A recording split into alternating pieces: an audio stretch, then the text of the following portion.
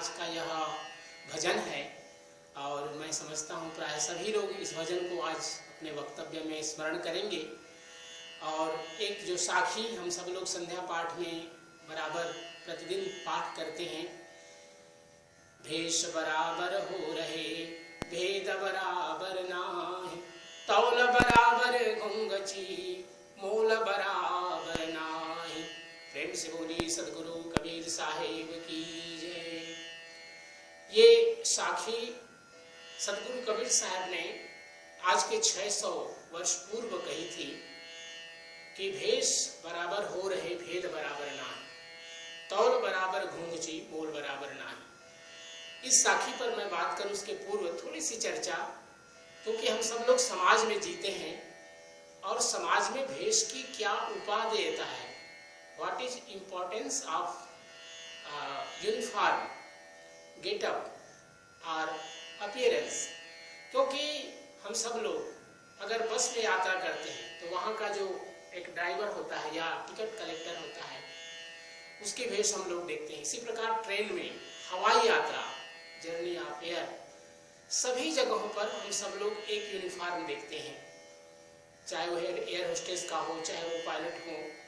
इसी प्रकार हम लोग जब रास्ते पर चलते हैं तो वहाँ पुलिस वाले दिखाई देते हैं, उनका भी अपना एक गेटअप है। हॉस्पिटल जाते हैं तो वहाँ नर्स हैं, डॉक्टर हैं, उनके भी एक यूनिफॉर्म है। अर्थात सामाजिक जीवन में यदि हम देखें तो बिना यूनिफॉर्म के सामाजिक व्यवस्था नहीं चल सकती, इसलिए इसकी बहुत ही आवश्यकता है। इसका जो इम्पोर्टेंस है यूनिफॉर्म का, भेष का, एक हम सब लोग के मन में ये जगाता है कि ये व्यक्ति एक नर्स का काम करने वाला या करने वाली है, या एक डॉक्टर है, एक पुलिस कर्मी है, या फिर जितने भी अन्य विभाग में, चाहे स्कूल में हम जाते हैं तो बच्चों के अपने यूनिफॉर्म होते हैं, स्टूडेंट्स के। तो इन चीज़ों का समाज में बहुत ही आवश्यक है कि इनका होना ही चाहिए।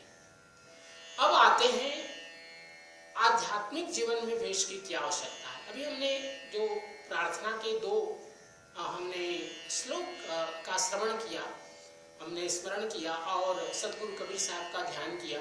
हम सब लोग आरती के बाद ध्यायेतम सदगुरु श्वेत रूप मुमलम श्वेतांबरम शोभितम, ये हम सब लोग श्लोक का पाठ करते हैं आरती करने के अंत में। इन्हीं श्लोकों को सदगुरु श्री प्रकाश मणिराम साहब, जो खरसिया गद्दी के द्वितीय हजूर साहब थे, उन्होंने इसको शुद्ध रूप कर दिया, जिसको अभी हमने पाठ किया।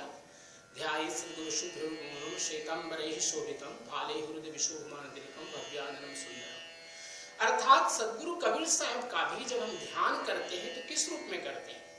एक उनका भी स्वरूप है कि उन्होंने श्वेत वस्त्र धारण किया है, माला शैली उन्होंने धारण किया है, ऊर्ध्व तिलक जैसे भी हमने लगाया है, ऊर्ध्व तिलक उन्होंने धारण किया हुआ है, पद्मासन पर बैठे हुए हैं। उनका जो स्वरूप है, उनका मुख मंडल है, बहुत ही सुंदर है और तेजोमय है, पद्मासन पर विराजमान है।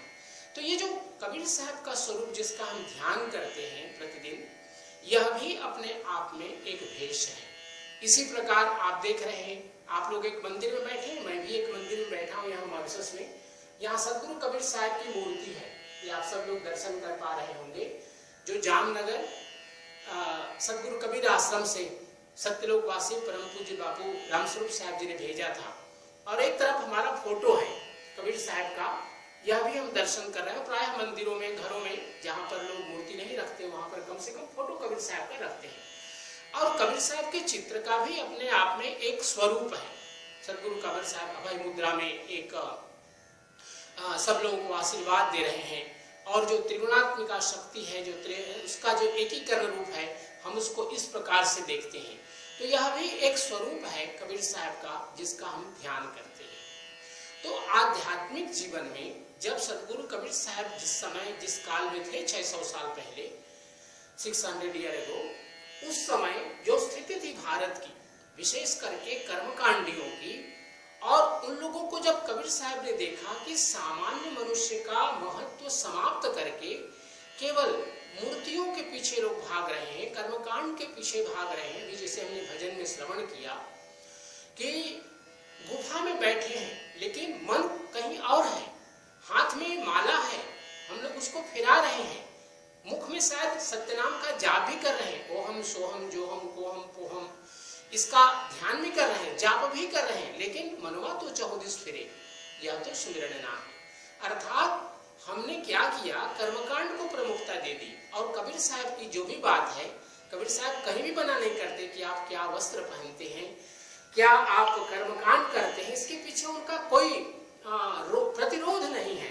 वे नहीं कहते कि आप मंदिर मत बनाओ, मूर्ति मत बनाओ, फोटो मत रखो, मस्जिद न बनाओ, चर्च न बनाओ, इसके प्रति कबीर साहब का कभी भी विरोध नहीं रहा है।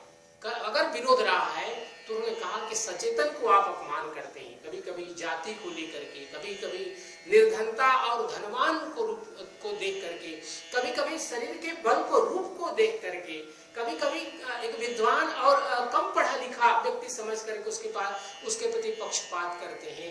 कबीर साहब का विरोध इस बात के लिए है कि हम सबको चैतन्य रूप से जो भी लोग हैं उनको हम प्राथमिकता दें, और जो भी मूर्ति है या जो भी फोटो है या जो भी कर्मकांड है उसको हम सेकेंडरी रूप में उसको हम प्रायोरिटी दें। ये सदगुरु कबीर साहब का भाव रहा है।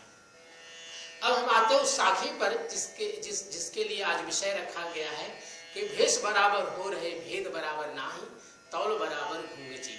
आप लोगों ने देखा होगा सामान्यतया भारत में, क्योंकि जो भी हम परंपरा को जी रहे हैं, चाहे विश्व के किसी भी कोने में हमारी हिंदू संस्कृति है, तो हम सब लोग मूलतः जो हमारे मूल है, जड़ें हैं, वो भारत से जुड़ी हुई हैं।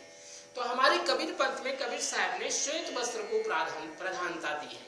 इसी प्रकार अगर हम देखें, जो कृष्ण के उपासक हैं पीत वस्त्र धारण करते हैं, राम के उपासक सामान्यतः श्वेत वस्त्र धारण करते हैं, लेकिन उनके तिलक अलग होते हैं।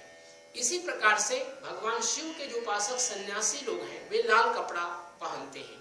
शक्ति के उपासक काले वस्त्र धारण करते हैं, खास करके जो तंत्र परंपरा के लोग हैं, अघोर परंपरा के लोग हैं, वे लोग काले वस्त्र धारण करते हैं।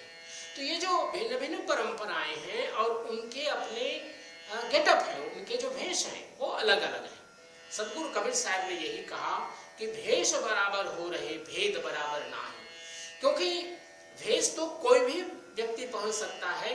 क्योंकि जब रावण गया माता सीता के पास में तो भी साधु बन करके गया था, लेकिन मन में उसके साधुता नहीं थी, मन में तो कुटिलता थी, मन में कुछ और ही भाव थे। इसी प्रकार से साहब कबीर कह रहे हैं कि अगर मन में परिशुद्धता नहीं है, उसमें प्योरिटी नहीं है, तो हमारे भेष किसी भी काम की नहीं है। लेकिन भेष का अपना महत्व है। अगर आप किसी दिन श्वेत वस्त्र धारण करें और पूजा में बैठे, ध्यान में बैठे, आपका मन सात्विकता से पूरित होगा, भरेगा।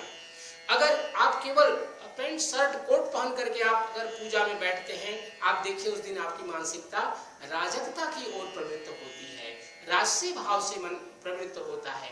तो भेष का अपने आप में बड़ा ही महत्वपूर्ण स्थान है, इसको किसी भी प्रकार से इनकार नहीं किया जा सकता है।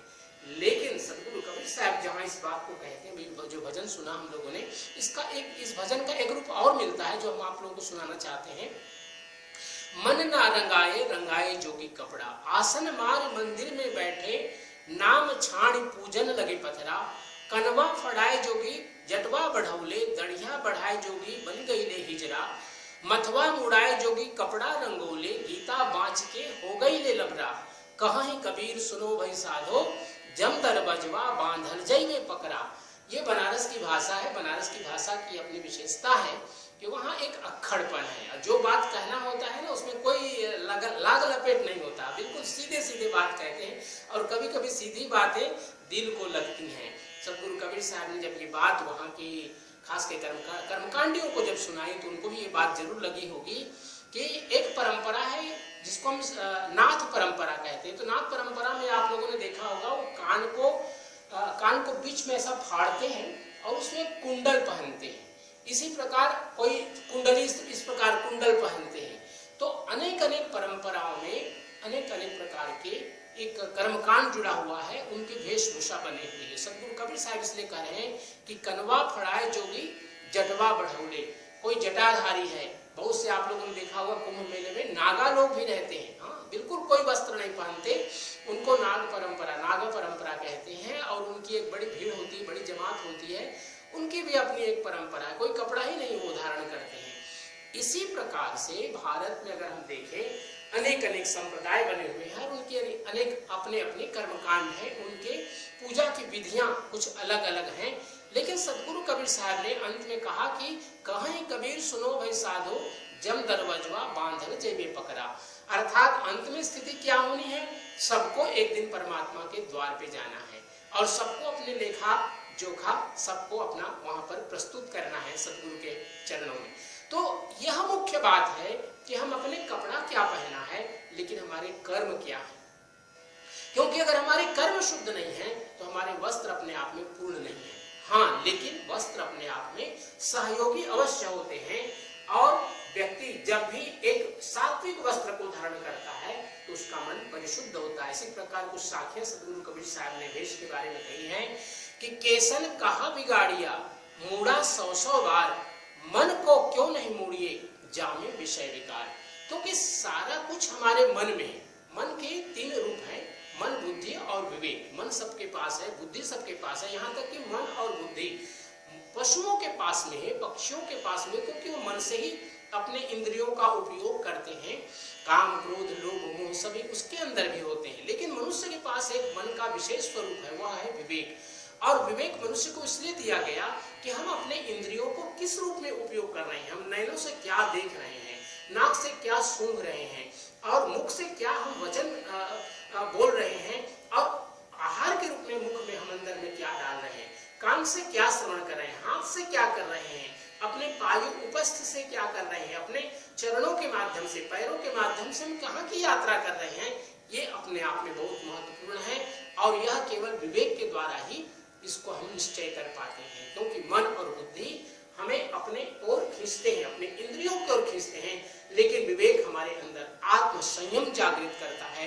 इसलिए सदगुरु कबीर साहब कहते हैं कि तन को जोगी सब करे, मन को करे न कोई, और सहजे सब सिले पाइए जो मन जोगी होए। सदगुरु कबीर साहब ने इसलिए कहा कि मन के जो 3 रूप हैं, इनका हम बराबर योग को जोड़े, अर्थात इनका हम आत्म संयमन करें, ये हमारे लिए सबसे बड़ी आवश्यकता है।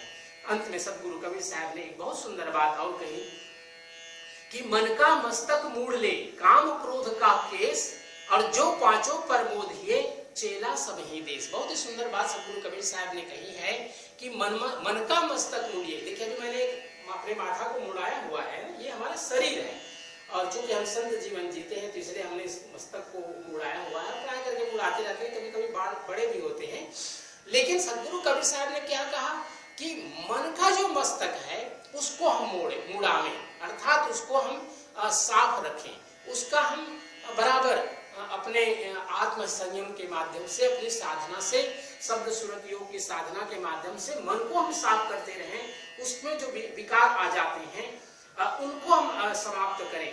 क्योंकि सदगुरु कबीर साहब की जो बात है, उन्होंने एक बात और बात कही इसी साखी के माध्यम से कि ये काम और क्रोध, अनेक प्रकार की कामनाएं हमारे अंदर में बराबर जाती रहती हैं। एक जाता है कामना, एक जाती है, दूसरी कामना आ जाती है। तो सदगुरु कबीर साहब ने कहा कि जो पांचों पर मोधिए, अर्थात जो हमारे काम, क्रोध, लोभ, मद और मत्सर, ये 5 हमारे जो विकार है मन के, इनको हमने अगर साध लिया, इसका हमने सही स्वरूप धारण कर लिया, तो क्या होगा, चेला सब ही देश। चेला कर दिया नहीं कि वो शिष्य सभी देशों में बनाएगा, अभी तो उसके सभी जगह प्रेमी होंगे। जो इन पांच चीजों का जो संयम कर लेता है, नियंत्रण कर लेता है, और इसके माध्यम से जो जीवन को जीता है, वो सदा ही अपने जीवन में आनंद प्राप्त करता है और सदगुरु के चरणों की भक्ति करते हुए सत्यलोक को प्राप्त करता है। ये सदगुरु कबीर साहब का संदेश इस वेश के बारे में। हम सब लोग किसी न किसी वेश से जुड़े हुए हैं, किसी न किसी भक्ति से जुड़े हुए हैं, किसी न किसी साधना से जुड़े हुए हैं। सदगुरु कबीर साहब यही कह रहे हैं कि आप मन का माला फेरिए, आप किसी प्रकार का वेश धारण करिए, आप मंदिर में बैठिए, मस्जिद में बैठिए, चर्च में बैठिए, लेकिन मन को शुद्ध रखिए। अगर मन शुद्ध नहीं है तो सब कुछ आपका व्यर्थ हो जाएगा, सारे कर्मकांड हमारे व्यर्थ हो जाएंगे। इसलिए आवश्यक है कि हम अपने जीवन में ये जो 5 विकार हैं, इनको सदा ध्यान रखते हुए ये जो घूंची सदगुरु कबीर साहब ने कही, घूंची बड़ा अपने आप में महत्वपूर्ण शब्द है। पता नहीं आप लोगों में से बहुत लोगों ने नहीं देखा होगा, घूंची एक बीज है, प्राकृतिक बीज है, जो लता के रूप में एक फैलती है और उसमें फलियां होती हैं, उसके अंदर में बीज होते हैं। और उसमें ये जो घुंची होती है उसमें आधा भाग उसका लाल होता है और आधा भाग काला होता है। तो प्राचीन काल में ये ग्राम आदि नहीं होते थे, जैसे 1 ग्राम 2 ग्राम की जो छोटे छोटे तौलने के बटखरे होते वो नहीं होते थे। तो घुंची से, चने से और अन्य जो दाल के बीजे हैं उनसे तौला जाता था। हमारे पूज्य गुरुदेव सदगुरु श्री किशोरदास जी महाराज, जिनसे हमने गुरु दीक्षा ली और उनका सतलोक गमन हुआ 1985 में, उनके पास, चूंकि वो एक बड़े विद्वान थे आयुर्वेद के, तो मैंने देखा उनके पास छोटा सा तराजू था और उसमें वो घुंची में रख करके पारद भस्म है, गंधक भस्म है, मुक्ता पुष्टि भस्म है, या स्वर्ण भस्म है, या चांदी भस्म है, इनको तौल करके खुराक बनाते थे कि हम इतना एक खुराक के लिए कितना इसमें देना है। तो घुंची प्राचीन काल में तौलने का काम करता था, एक बटखरा का काम करता था। लेकिन उसका मूल्य क्या, सोने के जैसा हो जाएगा क्या? उसका मूल्य तो बहुत ही नगण्य होता है घुंची का, लेकिन वो तौलने में सहायक होता है। इसी प्रकार हमारे जीवन में भेष का मूल्य नहीं है, अपितु हम भेष के माध्यम से क्या कर रहे हैं ये मूल्यवान है हमारे लिए। इसका हमें सदा स्मरण करना चाहिए। सदगुरु कबीर साहब ने जो हमें बताया है भेष के बारे में, कि भेष हमारा सदा सात्विक होना चाहिए। अगर एक व्यक्ति एक सात्विक वेश को धारण करता है और ध्यान में बैठता है, पूजन में बैठता है, तो उसके मन कम से कम विचलित होंगे। लेकिन उसने अगर राजसी वस्त्र धारण किए हैं, उन्होंने एक खान पान के माध्यम से हो या रहन सहन के माध्यम से हो, अगर उन्होंने तामसी वस्तुओं का उपयोग कर रहा है, तो उसकी प्रवृत्ति सदा ही तामसी रहेगी, सात्विकता में नहीं आएगी। इसलिए वेश का महत्व है। सदगुरु कबीर साहब की इन वाणियों का हम लोगों के लिए और अपने भक्तों के लिए, अपने पूरे समाज के लिए बहुत ही इसका महत्वपूर्ण स्थान है। इसका हमें सदा स्मरण करना चाहिए। आप सभी लोग जितने भी समय जुड़े हुए हैं, मैं सभी को सादर साहेब बंदगी करते हुए आप सब लोगों को धन्यवाद देता हूँ और आने वाले दीपावली के लिए आप सबके लिए मंगल कामना करता हूँ कि आपके जीवन में समृद्धि हो। लेकिन किस प्रकार की समृद्धि हो? जैसे माता लक्ष्मी पुष्प पर बैठे हैं, किस पुष्प पर बैठे हैं? कमल के पुष्प पर बैठी हैं, तो वह कमल का पुष्प जल से ऊपर रहता है। आप अपने धन का, संपत्ति का सदुपयोग करें और अपने जीवन में समृद्धि ऐश्वर्य प्राप्ति करते हुए भी अहंकार न आने पाए और इसका सदा सहयोग करें। मैं बहुत बहुत धन्यवाद देता हूँ हमारे महंत श्री जय साहिब जी को, क्योंकि अच्छे कार्य में आप सब लोगों ने प्रवृत्त किया है। इनको आप सब लोग पूरा सहयोग दें, क्योंकि ये बहुत कम हमारे कबीर पंथ में इस प्रकार की सत्संग यात्रा चल पा रही है और इसको आप सब लोगों का सहयोग आवश्यक है। आप सब लोग मिलकर किसी प्रकार सत्संग सुधा का पान करते रहें। हमारे ओर से सभी को हार्दिक मंगल कामना दीपावली महोत्सव के लिए और आप सबके जीवन के लिए मंगल कामना। सभी को सादर साहेब बंदगी, साहेब बंदगी, साहेब बंदगी।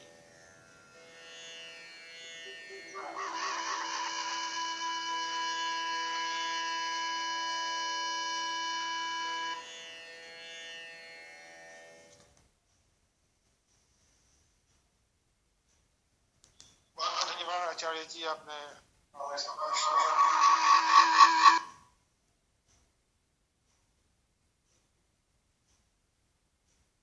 बहुत ही सुंदर प्रवचन रखा। आपको भी दीपावली का बहुत बहुत शुभकामनाएं आने वाले 24 अक्टूबर को। So I'll just try to translate what Acharya ji has just given us in his message for this theme of Bhesh. First of all, he has started off with telling us that there are two aspects of what appearance can mean for us. One is on the social front, and the second one is on our spiritual front. In society, we can all see that people wear uniform. In school, we have uniform. The police has to wear uniform. Doctors have their own uniforms. The bus conductor. Like this, for our own profession and our social status, we have some kinds of uniforms that we have to wear for people to know who we represent or who we are. But when it comes to our spiritual recognition, as I mentioned also earlier, what we call the spiritual guise, we have also to adopt or wear what we call our own spiritual outfit. And what is that? Is how our mind, we deck our mind. This is what he mentioned. So when we do Dhyayatam after doing Arti, it's a way for us to recollect remember or meditate on Sant Kabir Sahib. So we have to invoke presence of Sant Kabir Sahib. How do we invoke? We have to invoke his presence in a way that it gives us some kind of spiritual connection with the divine. So that's why when we remember him, when we think of him, when we recollect Sant Kabir Sahib, we remember him as being a pure figure, as being dressed in white, as having the tilak, as having the mala, and in that form we are able to think of the divine. So that's why everywhere, even when we go to temples, we have the picture of Sant Kabir Sahib or we have the idol, is just to remind us of that divinity of Sant Kabir Sahib, and in the same way how we connect with divinity. But Sant Kabir Sahib in his time was more against those idols, not because they were not the right thing to have, but people were just going after that instead of going after what we call our consciousness, our inner consciousness, which is more important than what the outer things or supports that we have to use for our spiritual practice. So in the bhajan that we heard earlier, which Rekha ji sang, and also Acharya ji was also trying to explain, Sant Kabir Sahib is talking about, again, what's the point of having the gufa or the cave, having the mala, or doing even jap of Satyanam, when our mind is wandering all over, when our mind is not under control. So it's very important for us to bring our mind under control rather than just doing the chants, the recitation, or having the mala, doing the jap. What is more important is the consciousness. The focus has to be on the consciousness. So he also took the example of how we have many different traditions in India. People wear different kinds of clothes depending on which path they follow. Those who follow the Shaiva, the sheep path, they wear red. Those who follow Krishna, Lord Krishna, they wear orange or yellow. And those who follow Vishnu, Lord Vishnu or Ram is more kind of white. But does that mean that because we have the differences in the way people dress themselves, they have different gateways to liberation? That's not true. That's why Sahib says that it's not about the outer appearance, it's about how we are inside ourselves. He also took the example of how when Ravan had to go and kidnap Mata Sita, he disguised himself as a sadhu, but was he really a sadhu at that time? Was his mind really focused on spiritual? Or was he having bad intentions? So it doesn't mean that because what we are wearing, that necessary is going to reflect what we are in the inside. So for that reason, we are following what our traditional path is telling us, but what we are inside within ourselves is what we have to pay more attention. It is what we call the karma, the actions that we do, versus our clothing, what we are wearing. So what do we give more importance? Because at the end, we all have to face God. And at that time, it's not the clothing, it's not what we wore that's going to be important. It's what actions we have performed, we have done, that will be more important. So in this way, Acharya ji also took the example of how when Sant Kabir Sahib was talking about people who shave their head. Yes, people can shave their head for specific reasons, and it's a good thing to have it or not have the hair. That does not make the difference. But how are we shaving off the impurities from our mind is more important than just shaving the head. Shaving the head is just for the outer, but shaving off the impurities of the mind is more important, and that's what we have all to focus on. We all are bestowed with the mind, which is divided in three parts, as he mentioned, which we call Man, Buddhi, Vivek. Man, which is the mind itself, Buddhi is the intelligence, and Vivek is our intellect or the power of discrimination, how we discriminate. So how we human beings, we have that extra part of the mind, which is the Vivek, which other living beings or animals don't have. So for that reason, we have to be able to use that discriminative power to shun off the pancho, which Acharya ji referred to as being the Kam, Krodh, Moh, Mad, Lobh, which is lust, anger, attachment, envy, and greed. When we are able to detach ourselves from all those, using our vivek, using our intellectual power to discriminate, then only we can do that. And then he also took the example of what the Gungachi represent, as I also explained in the earlier when I talked about Tol Barabar, Gungachi, Mol Barabar, Nahi, which means that the seed, the Gungachi is a seed that people in the ancient times were using because we didn't yet have the measures in terms of grams or kilograms, just to be able to measure or countermeasure what we want to measure. But that seed didn't have the same value of gold, for example. In the same way, we have to be able to discriminate between what the seed is or what the unit of measure is, as opposed to the actual value of what we are measuring. So in the end, he conveyed his best wishes for happy Deepavali for all of us who will be celebrating next Monday. So we also convey to him and to all those in Mauritius as well a happy Diwali. Thank you once again for joining us in our Satsang Acharya. Thank you. Mandi Sahib, I'll pass it on now to Bimal Sahib. Sahib Mandi.